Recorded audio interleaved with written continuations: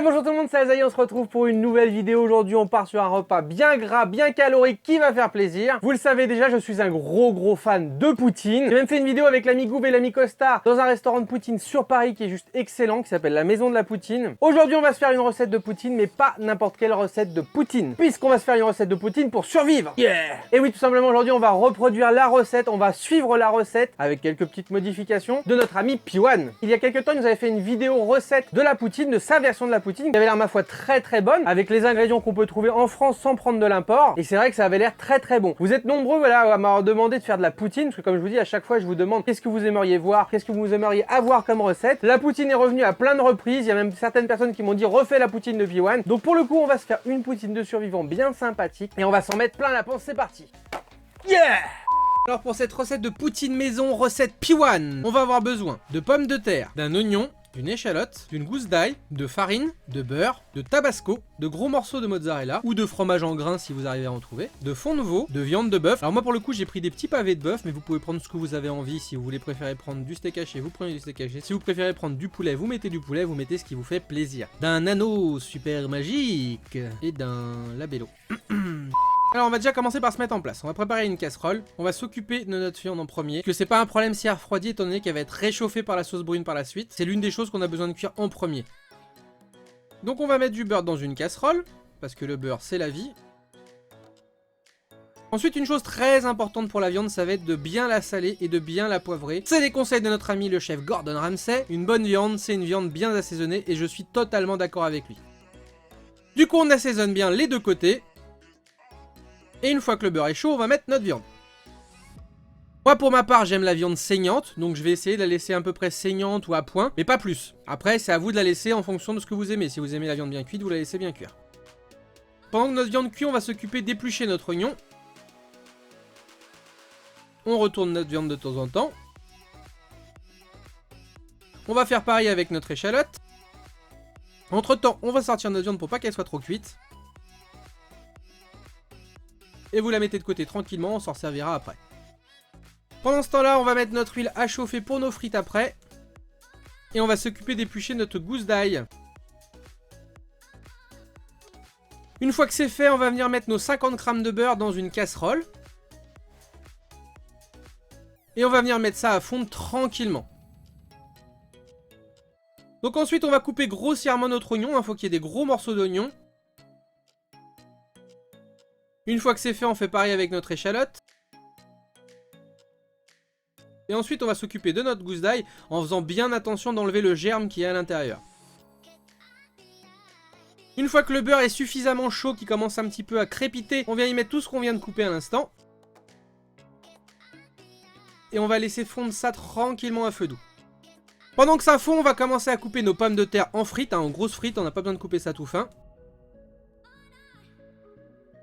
Donc vous vous en coupez autant que vous voulez, ou autant de personnes que vous êtes. Moi pour ma part je suis tout seul, donc je vais m'en couper l'équivalent pour une personne. Et on va les laisser là tranquillement jusqu'à ce que l'huile soit chaude. On pense bien à tourner de temps en temps un petit peu nos oignons, que tout fonde correctement. Une fois que nos oignons et notre échalote ont suffisamment réduit, on vient y incorporer nos 50 g de farine. Et on vient remuer un petit peu histoire que ça fasse voilà, une espèce de petite pâte. Une fois que c'est fait, on va venir incorporer notre eau chaude avec notre fond de veau dedans. Et on va laisser cuire ça à feu doux en remuant de temps en temps pendant à peu près une quinzaine de minutes. Pendant que ça cuit tranquillement, on va venir mettre nos frites dans la friteuse puisque l'huile est suffisamment chaude. On remue régulièrement notre sauce brune afin que ça accroche pas au fond de la casserole et ça va commencer à épaissir au fur et à mesure. Notre but est d'avoir une texture un petit peu près comme une béchamel.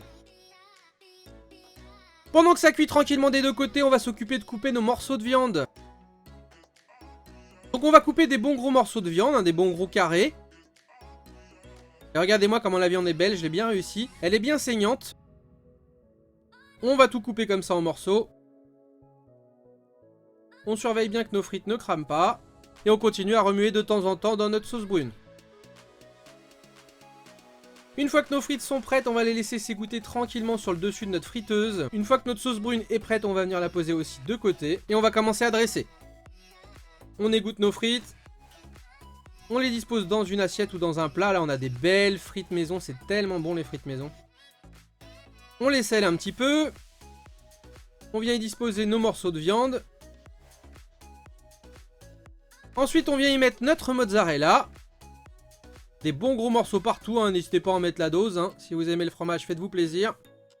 Ensuite, à l'aide d'une louche, on va venir y déposer notre sauce brune par-dessus. Et là, franchement, la sauce, elle est vraiment très très belle.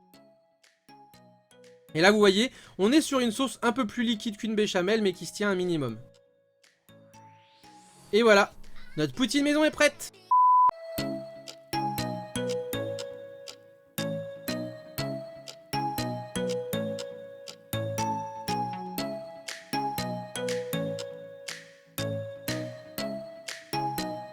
Bon les petits potes, ça y est, on y est. Première vraie poutine fait maison, elle a de la gueule de ouf. J'espère qu'elle va être aussi bonne qu'elle est belle. On a suivi quasiment à la lettre la recette de P1 en faisant 2-3 petites modifications. Donc on va goûter en sachant que moi j'ai déjà goûté de la bonne poutine fait maison. On va goûter.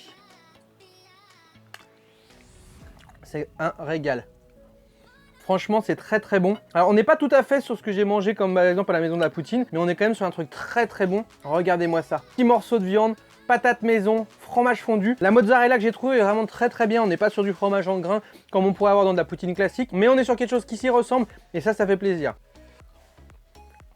Franchement, je valide à 200% de manger ça avec des frites maison en plus. C'est vraiment très très bon. Du coup, je valide totalement ta petite recette, mon P1. Elle vaut le coup. Je sais pas ce que vous en pensez.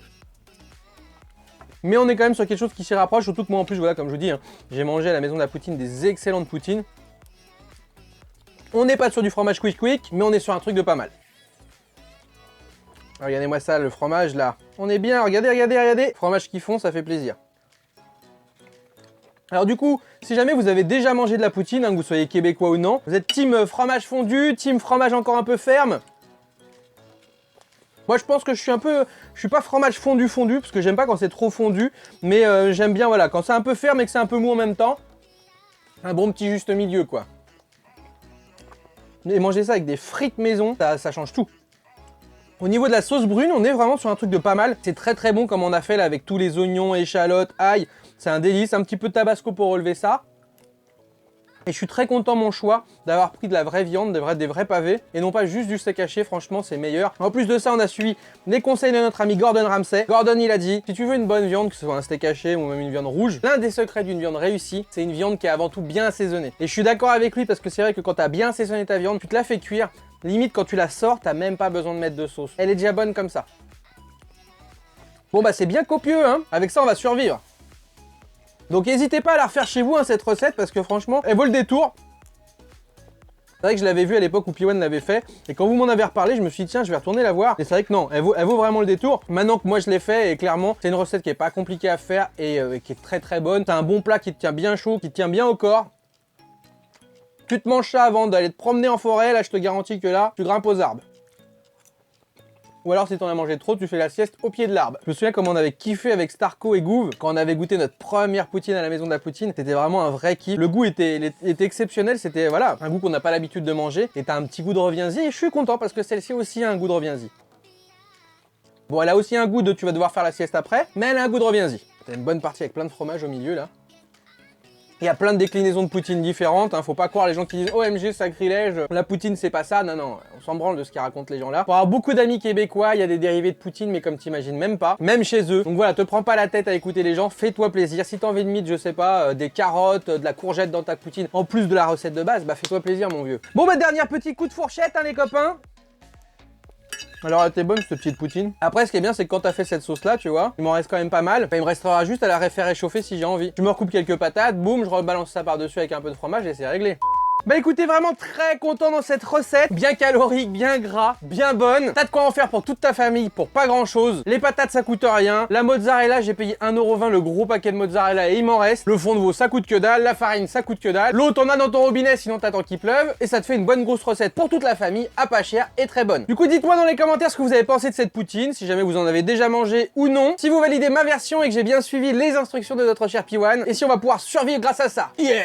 N'hésitez pas à me dire dans les commentaires, comme d'habitude, si vous avez des idées de plats, de séries, de films, où vous aimeriez que je vous fasse une recette dessus. C'est pas ça qui manque dans la culture pop. Si vous voulez pas manquer une vidéo ou une seule recette, pensez à vous abonner et à cocher la petite cloche pour avoir les notifications. Pensez aussi à me suivre sur les réseaux sociaux, que ce soit sur Insta, sur Twitter ou à venir nous rejoindre sur le Discord. Lâchez un maximum de pouces si cette vidéo vous a plu. Et puis nous, on se retrouve très bientôt, que ce soit pour des lives ou des vidéos.